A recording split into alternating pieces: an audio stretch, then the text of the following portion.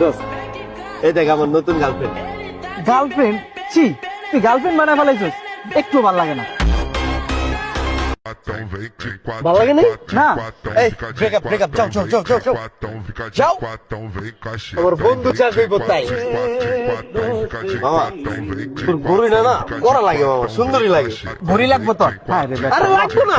আরে ল, জ্যাকেট লাগবো? আরে না না থাক, তাহলে গড়ি থাক, জ্যাকেট লাগবে না। তোমার বেস্ট ফ্রেন্ড না বেটা, তুই যা চাবি তোর লিগা সব দিয়ে দিবি। সুন্দর লাগতেছে, চল। দোস্ত, আমার না অনেক ক্ষুধা লাগছে। তাহলে চলো আমরা চাইনিজ খেয়ে আসি। চাইনিজ খাবি?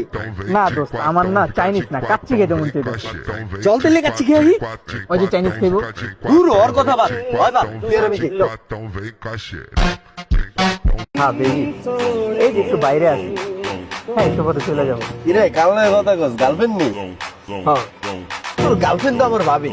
না না, তোর গার্লফ্রেন্ড আমার মায়ের মতো। আরে না বেটা, কি এর মায়ের মতো? তোর বোনের মতো। ধর, আমার মায়ের মতো। আরে না, বোনের মতো। আমি তো কইলাম যে তোর গার্লফ্রেন্ড আমার চোখে মায়ের মতো।